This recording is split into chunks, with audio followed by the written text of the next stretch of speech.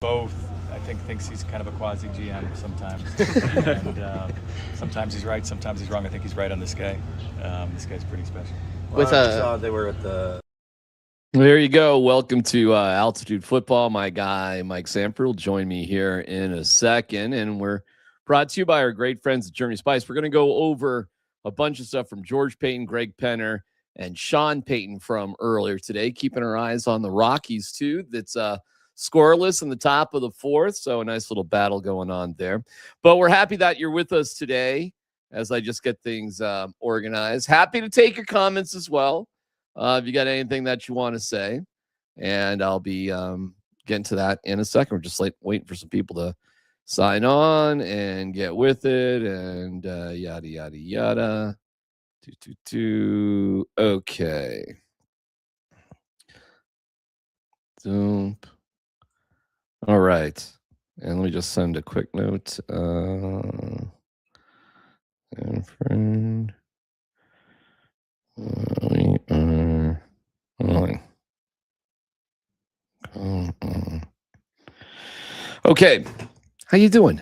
Doing all right? Hope so. A lot of stuff comes out at the owners' meetings. It's interesting just to get everybody together. And it seems like a relatively relaxing time. Our guy Chad Brown was on the radio show with us earlier today. He was at kind of the social components of things.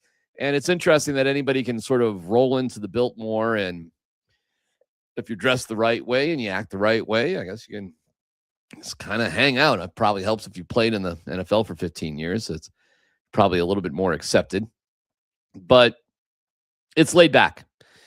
Free agency is over. Whatever mind games you had going on during that time have come and gone. A lot of teams have lightly got into draft prep, but like Sean Payton did say, when they return from this starting tomorrow, they'll go heavy duty into draft prep right up to it. The Broncos in particular are pushing things back. Now, they're just not using the OTAs like other teams do anyways. That's what they did last year. That's what they're going to do this year, meaning they're going to spend more time with the running and lifting in that phase one time. But the Broncos are even going to start all that a couple weeks later to make up for the fact that they just played a little bit later than most teams. So I think that's fine. I think that makes sense. So they'll start running and lifting in May, and then in June they have 2 weeks of OTAs and then a 3-day minicamp. And don't look for Sean to give them like what I love about Sean. There's a lot of things I actually really love about Sean Payton. But what I love about him is that he doesn't waste anybody's time. And either we're going to have a practice or we're not. We don't do this foolish field day sort of crap. Yeah, you have to understand, like Bo Nix and his buddies were at the Nuggets game the other day. And there is a lot of time for these guys to socialize and get together and chill out. Like, you don't need to do something at the very end of mandatory minicamp to sort of fake it. You just don't need to do that. And so Sean's not a fan of that, and neither am I. So I like where Sean's coming from on that one. Good for him. In terms of other aspects, well, let's just start with, we'll focus on Sean here. Let's start with free agent frenzy, because if anything was the most obvious criticism of the Broncos is that they put their hands on their, sat on their hands and did nothing, and then they got the Waddle deal done. But let's start with Sean dismissing the whole concept of free agent frenzy. Time of this season has been marketed right in front of every one of your eyes. What's the next word that comes after free agency from the NFL Network, from NFL.com? What is it? Frenzy. So we want it's nothing. Frenzy is what you don't want. And frenzy implies it has to happen, chaos, and it's all marketing. So my brother's 71 years old. And day 2 of free agency, the phone rings. Free agency frenzy. Right here. You're the frenzy guy. And if it's frenzy, that's not good. but that sells. He was pointing at Tom Pelissero for that particular soundbite, and okay, all right. But I mean, there's a difference between frenzy and doing nothing. There's a difference there. Listen, they love their guys. They love their guys, and because they love their guys, they kept their guys. So I get it. And here George Payton talked about that the other day. We like our players. I mean, that was the plan. We compare all our players to what's there in free agency, and our guys favored, where they were pretty high. And we won a lot of games with these guys. They fit the culture, and not everyone does. Hard work and good play. I mean, you're talking Singleton and Sternad and J.K. Dobbins, who really changed the landscape of our offense, and Trout and those type of guys. And then you kind of look, it's just an extension of what we've done over the last year and a half. We had 10 extensions, and these are some of the best players in the league. Sertan, Miners, Benito, Zach Allen, Roach, Court, Bull, all these guys. And so you can't do that and then make a big splash like some of these teams do. And so we feel really good with what we accomplished in free agency. We filled a lot of needs with good players that we know, and yet we had flexibility to go make a trade. And so if we just jumped out and made a big splash to trade, we wouldn't have been able to make the trade. Can you specifically... There you go. So, they factor all that into free agency too. That's part of it for them. One of the things they did is letting a couple of guys go. John Franklin Myers, they let go. Dre Greenlaw, they let go. And I think it's pretty clear at this point that Greenlaw wanted to go back to San Francisco. I don't think there's any doubts about it. So here is Sean Payton on that decision. And, they want Greenlaw, they want Sternad. By the way, let me play this and then we can give you some details. I love all the things he brings, and you feel somewhat responsible when it doesn't work out. So we knew it would take a little bit of time with Alex and Justin. And, you're going to see Ellis take some snaps inside. That's something we've discussed relative to our depth with the edge. And then we'll see where that goes during the draft. But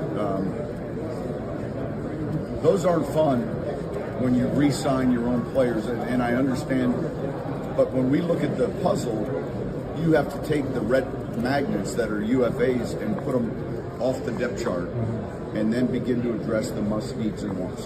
When you look at the free agency process, I'll go with that. I think they did like Greenlaw. It just didn't fit. That happens. Just happens. Sometimes that happens. It's just not the right fit. So, okay. It's the way it goes. I don't think anybody has some bad feelings about it. The Broncos got to the AFC Championship game. Their defense was great. Just, it didn't work out with Dre Greenlaw. It wasn't meant to happen. I remember when Jamal Charles ended up here with the Broncos and from the Chiefs, and that wasn't the right fit. It never really made sense. And it's kind of like, if I can compare it to basketball, like Bruce Brown on the Pacers and the Raptors didn't make sense, but he makes sense for the Nuggets. So that's the case. All right, more from Sean Payton. Here he is talking about Jalen Waddle, waddling along. With regards to the player, he's explosive. I think if you ask me, the single biggest thing that I think he does well is he's extremely fast and he stops fast. He can sink his hips in transition. And then the other thing that came up time and time again was how competitive he is. I'm very close with Teddy Bridgewater. We're very close with Coach Saban.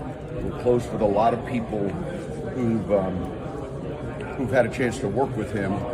And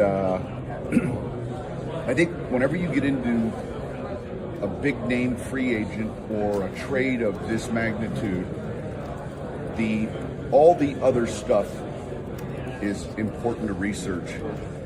And so when it comes to Waddle's all the other stuff, it was 10, 10, 10, 10, 10. And so I think obviously it'll help us. Coach Sanford joining us now. Look at you. Look at you. Look at you all dolled up. What are you Grilling working season, on? man. What are you doing? It's grilling season, buddy. There you go. There you go. It's, It's a little you know what it chilly is? for grilling season. No, it's Journey Spice grilling season. We got Oh, wings- hey, wings on the grill. hey. We got wings on the grill with some Journey Spice. Look at these, buddy. Let's Look at go. those puppies right there. Let's go. Let's go, baby. Let's go. I mean, you Fry just have rub to. right there for our guys. Yeah, oh no, I dig it. You know what's I use some of the KC barbecue rub when I'm doing some grilling. I don't know what exactly you got going on, but you know, they got a lot of things to choose from. Well, look at that. You KC can put barbecue. That's what we went with today. that's got a nice little kick, man. I'm glad you're using it. We're And we love gear in honor of NFL owners meetings. Got a buddy that works for the Eagles organization, so got free gear. You know. All right, It's a good all deal. right, all right. Well, use this QR code, go to Amazon.com and use the code Altitude26 and save you 10%. And yeah, grill up like a champ with our great friends at Journey Spice and Coach Sanford. I absolutely love it. Yeah, I was just talking about Sean, some of the takeaways. I got a couple more things to play, but overall, what was your takeaway from and we have a bunch of new rules that passed too. I haven't got into that yet, but what were your takeaways over the past couple days? The 4 rules that we talked about all essentially got passed, right? Everything got talked about passed. it Yep. Sunday. The kickoff is going to be changed again, and then again next year, and then probably is going to either get eliminated or go back to the original kickoff. Yeah. But yeah, I mean, Sean today, what I took away was, Sean seems like he's in a pretty good headspace about kind of where the franchise is at, where his quarterback's at, where he feels like he got the best free agent that wasn't even a free agent, was a trade on the market. Wasn't a big fan whatsoever of what was available out there, and so big fan of J.K. Dobbins, and that's pretty evident that came to fruition. So J.K. Dobbins he's the running back of the future. Okay. Well, all right. The two things can be true. Yeah, two things can be sort of true at the same time. Like, Yep. I think they had a budget for how they were going to do things, and J.K. Dobbins fit into that budget.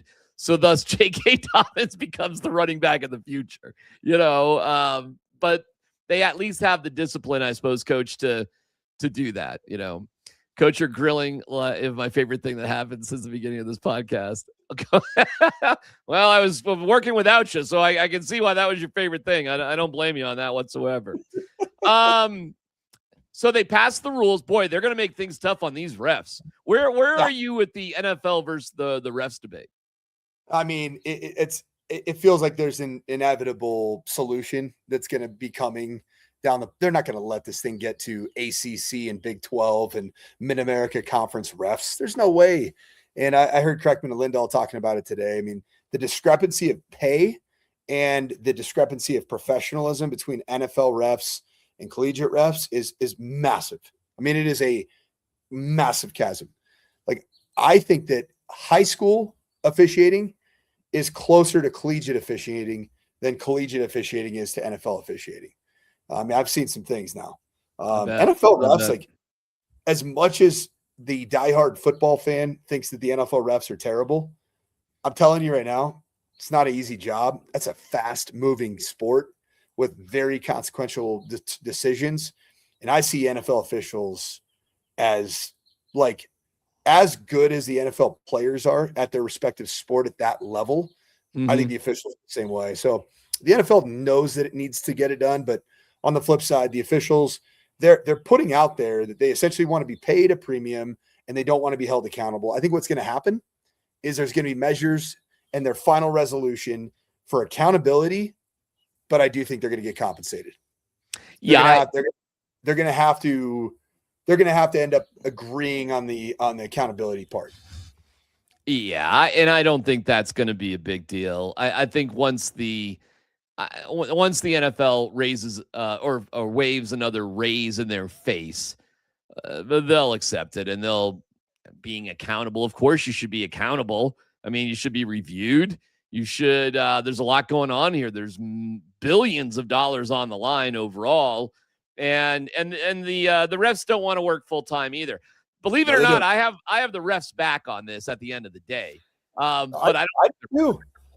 I mean, at the end of the day, big bad NFL and its owners, they got the money. They got the money to compensate the refs.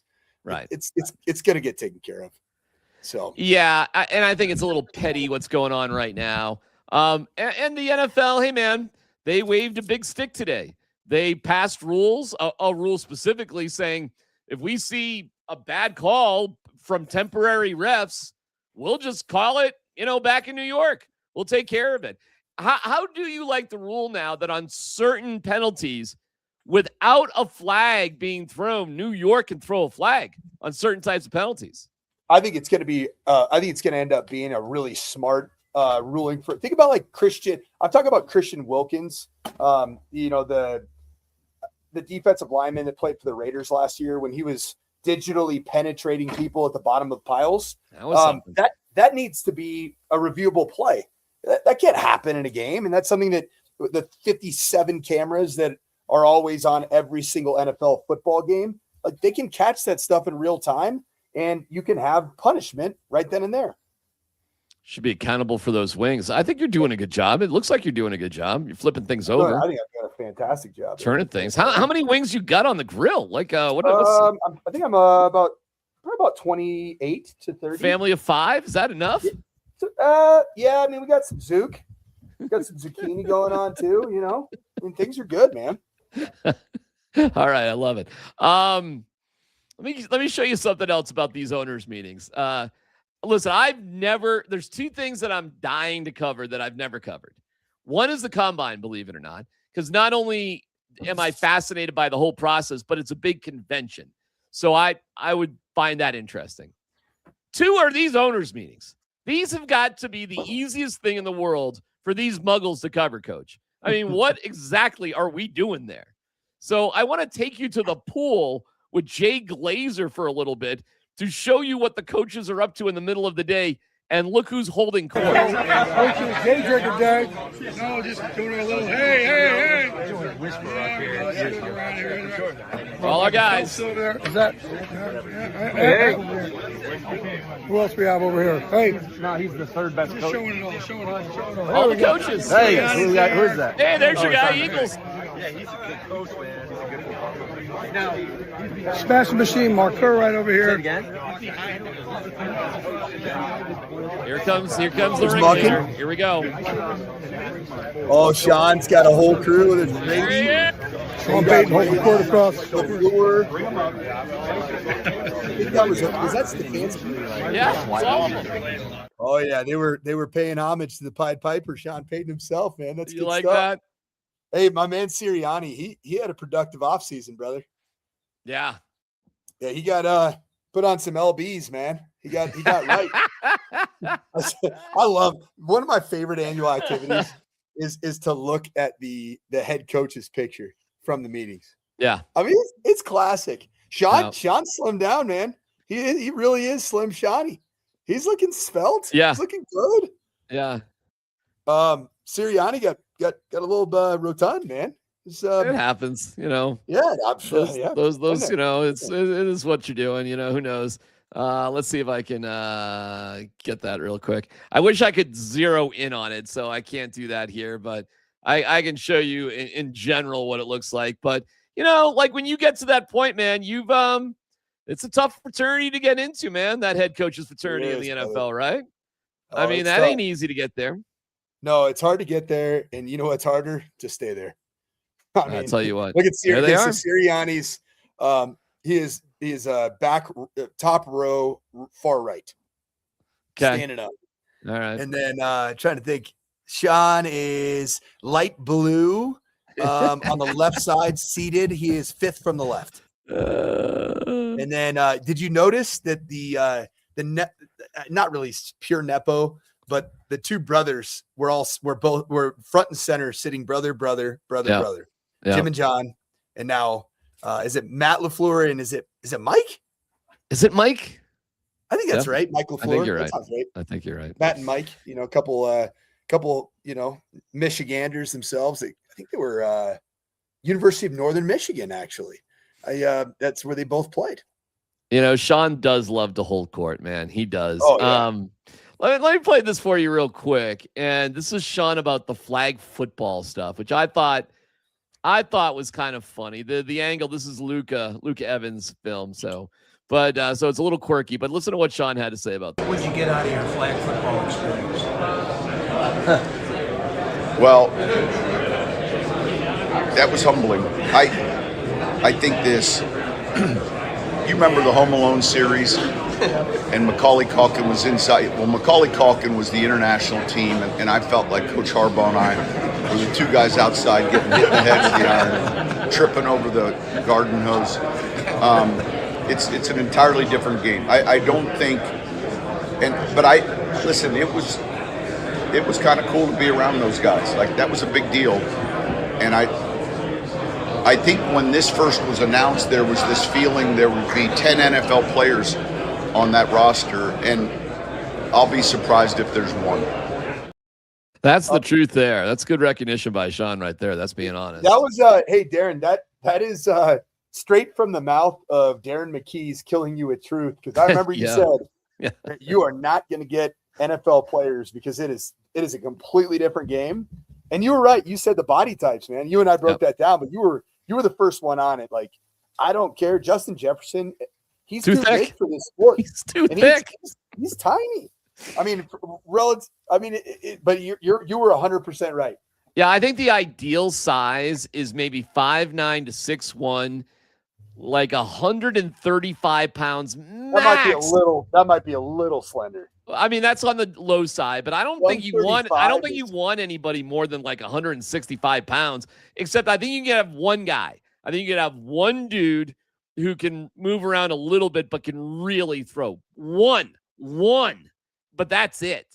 And I'm actually, I'm having breakfast tomorrow with an actual flag football head coach. So I'm going to learn a little bit about the flag football game myself. Talk to me. What's that all about? Just, girls flag football has gotten so big in the state of Colorado, and the head coach that I coach, for Valor, he wanted to get together and just talk, and we kind of missed the fraternity of football. He's an old Texas high school football guy, and he's adapted. So I'll find out a little bit more about the flag football game for you, DMac. All right. We're always doing research now. I'm going to take us up to anything else about the owners' meetings anything else on your mind about it? What Greg Penner had is Greg Penner was definitely holding some feet to the fire, by the way. Yeah, I liked what Greg Penner did.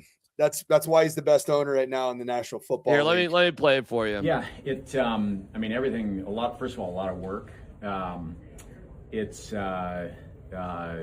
Carrie, Damani, Tim, a lot of folks from our team are spending a lot of time meeting with community leaders, city council members, and it's an ambitious timeline that we have, and we won't be able to accomplish our goals in terms of timing and getting in there just by ourselves. So it's not just something the Broncos are driving. We've got to have a lot of support from partners and others that are involved with the site. Okay. Read between those lines, Coach. Well, I love the fact that he knows full well, and he is using his bully pulpit to say, hey, this isn't going to get done by itself in 2031. In fact, we got to get going. So what he's doing there is he's letting the city know. He's letting the neighbors know. He's letting the contractors know. He's letting the the concrete. Was it concrete contracts, if I'm not mistaken? SRM Concrete. He's letting SRM Concrete know. Hey. CEO Jeff Hollingshead, who, by the way, Jeff Hollingshead said, we're not going to be the reason this doesn't get built.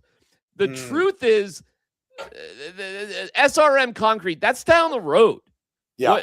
That's not the biggest issue right now. It's about all this other stuff. And Penner, in my opinion, is telling everybody, hey, man, there's other people that got to get their shit together with this. Yep. We can't do it all, and we're not going to do it all. And it's still a preferred site, not the site. But it's happening.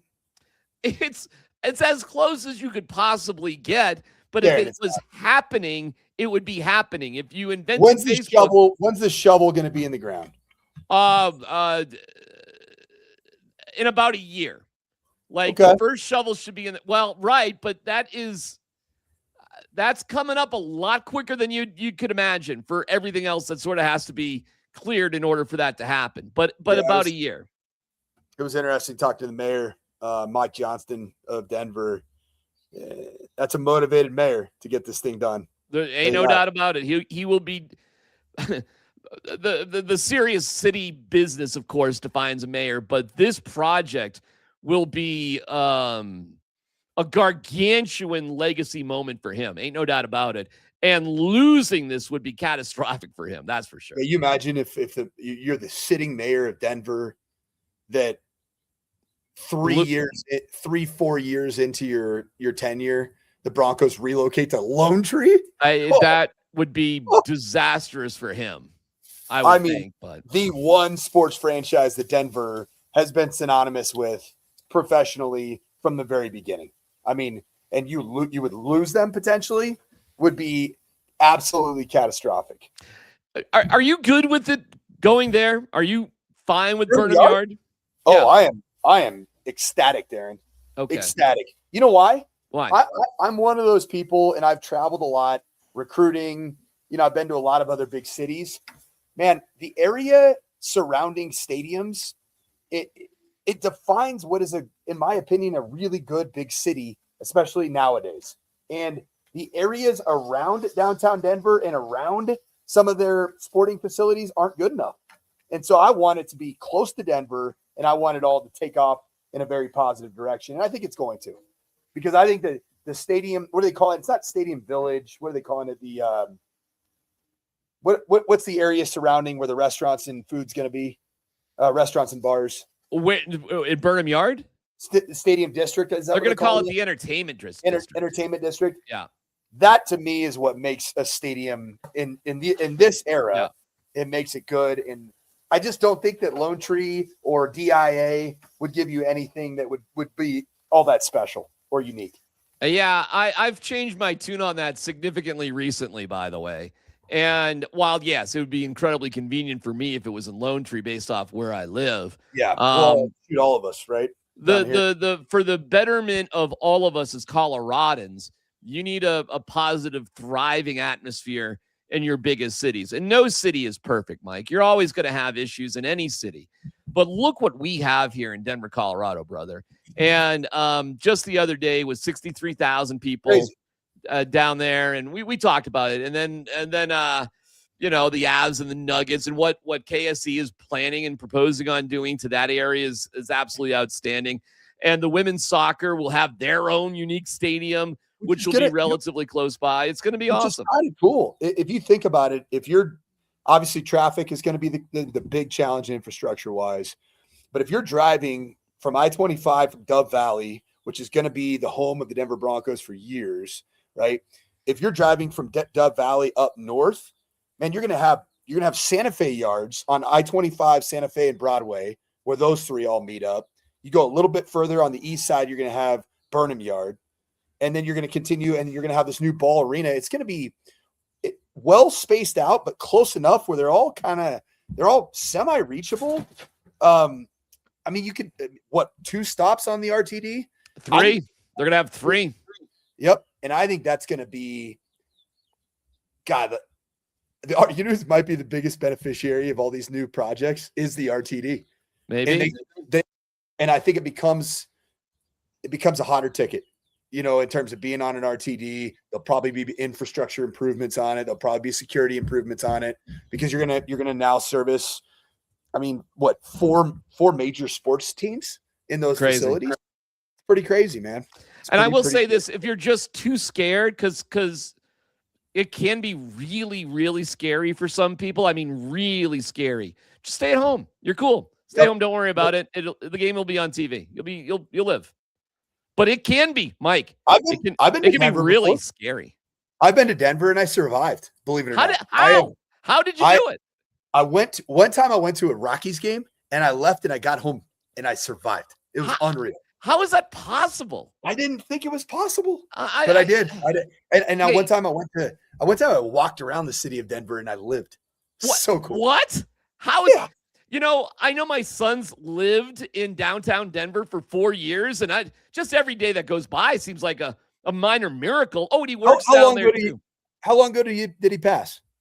He's still alive. No. No, he is. He moved there 4 years ago, and he lives downtown, and he works down. He's still alive. There's no way. He's still. I don't know how he's doing it. When Denver? we have these. I know. We go to number 38 in Rhino. You know how many watch parties we've had in Denver, Rhino, right? Denver.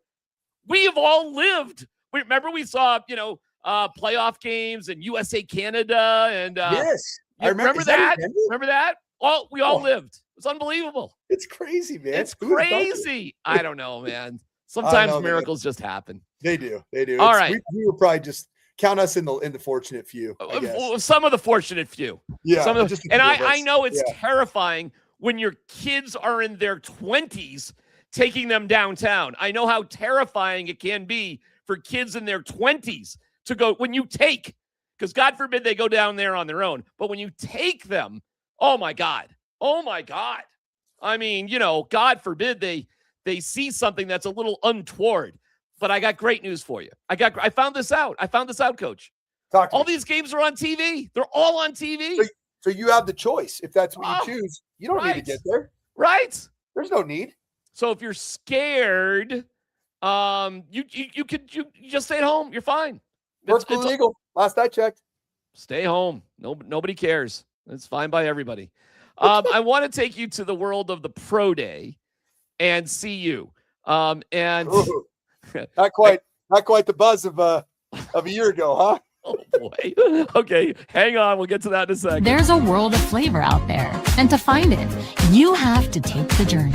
Journey Spice Company handcrafts the most premium spice and seasoning blends that have no sugar, no salt, are certified USDA organic, non-GMO, vegan-friendly, and always planet-friendly.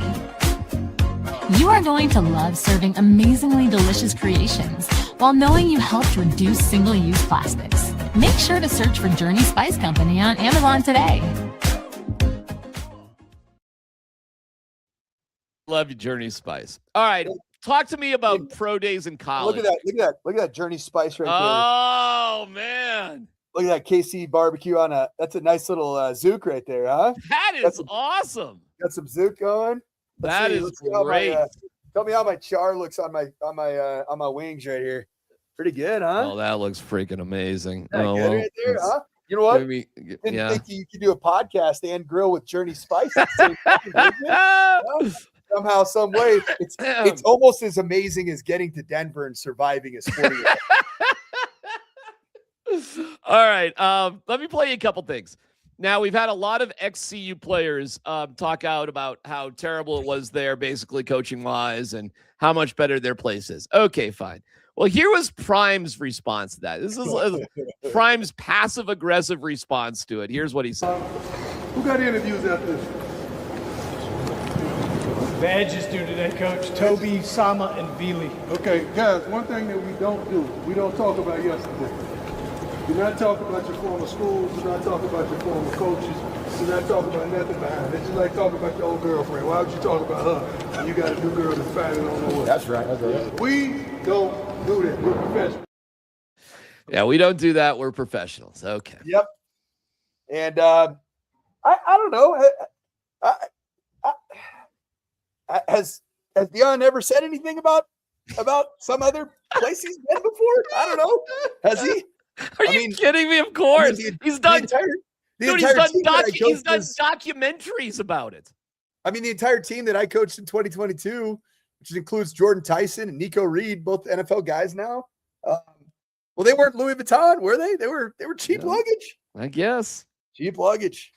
Cheap luggage that's going to go in the top 10 for Tyson, that's for sure. But all right, that was his speech, and that was his way of showing his anger about the ex-players talking about him. It was shade, right? That was 100%. Come on, Coach. Theatrics, right? What do you think? Yeah, theatrics, 100%. Theatrics. He knows he's on camera. He knows it's going to be put out there. That's his way. Like, we don't talk about this. Who would talk about it? What is the kid? Bruno. Yeah, is the kid going to rip Sacramento State? Like, is he going to go torched earth on, the Hornets? where he left to be here? I mean, are we about to hear some vivid language about whatever community college the starting defense is from? I mean, tell you what, Butler Community College, man, that place was just Garbage. an absolute hellhole, wasn't it? Yeah, crazy. All right, now we got Pro Day and Prime at Pro Day. Here we go, a little Prime at Pro Day. Here we go. Kind of hanging out with a fishing pole there, Coach, on a bouncy ball. This is Pro Day today. Was there any explanation for the fishing pole? No, there was no explanation for the fishing pole. So we do not know what the from a Muggle, a CU Muggle. You ready for this? Please. All right. CU is such a joke. Prime was there for 15 to 20 minutes today and had a fishing pole in his hands the entire time. Well, we just showed that. Prime Effect is dead as disco. Woo! Ouch. It's that was somebody who was in the building. That was somebody who was there. Yes. Yeah. Were there do they have any players that are even? They won't get anybody drafted. Nobody's gonna get drafted this year, right? I saw Caden Salter working out. He ain't getting drafted. I don't know. I think anybody who is going to get drafted is left. Yeah, I mean, Jordan Seaton's going to be a top 5 pick. Sure as hell looks like one, doesn't he? Sure does now. Anybody else? Anybody else going to get drafted? I don't know, man. It really came down to it. At the end of the day, it was Shedeur and it was Travis Hunter. That's it. A couple of good wide receivers like Wester. I love Xavier. What's his name?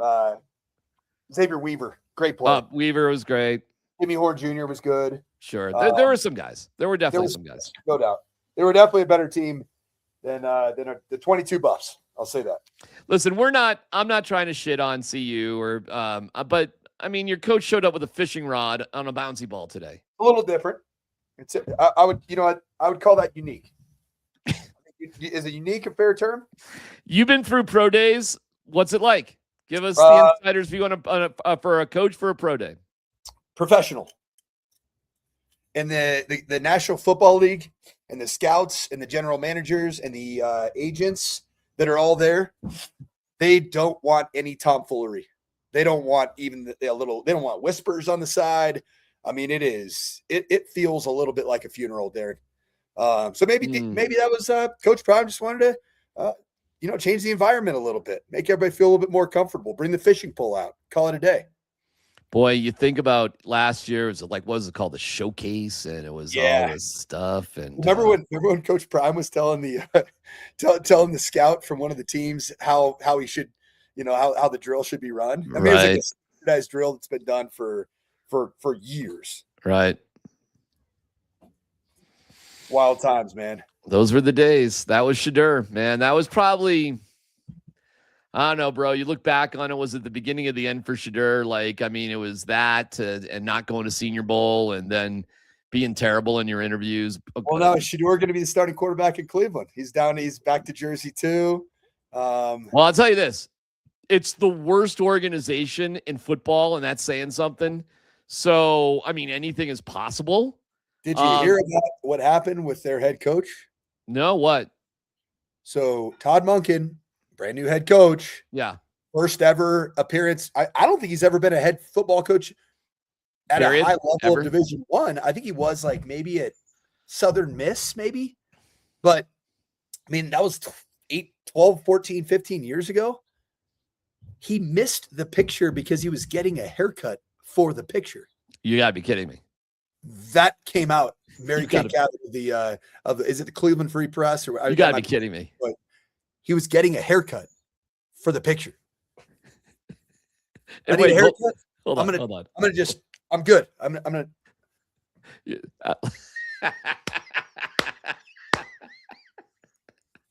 Is that really a true story? And they were fine taking the picture without him. Yes, they were looking for him. And, where's Todd? Todd ain't here. Whatever. Let's go. Yeah. So amazing story. I'm going to read it to you directly. Okay. All right. Well, we'll end on this. 5 hours ago, Yahoo Sports, Cleveland Browns head coach Todd Monken will have to wait another year to be in his first NFL annual group coaches photo. Monken reportedly missed the photo after getting a haircut for the photo shoot at the time that the pictures were taken, according to Cleveland.com's Mary Kay Cabot. Monken found out that he missed the photo shoot 20 minutes after the picture had been taken, after running into Jacksonville Jaguar head coach Liam Cohen. The photo was taken immediately after coaching meeting that Monken also missed due to his haircut. Oh, okay. This is at the owners meeting. This is at the owners. Yes. Oh, this is okay. Oh, all right. Oh, that's hysterical. That is absolutely hysterical. That's hysterical. All right, Coach, you're the best. Thanks for the wings. We all need food. We all Journey Spice, man. Are you cooking, you Coach? Know what? Sauna. Oh, no, you're cooking.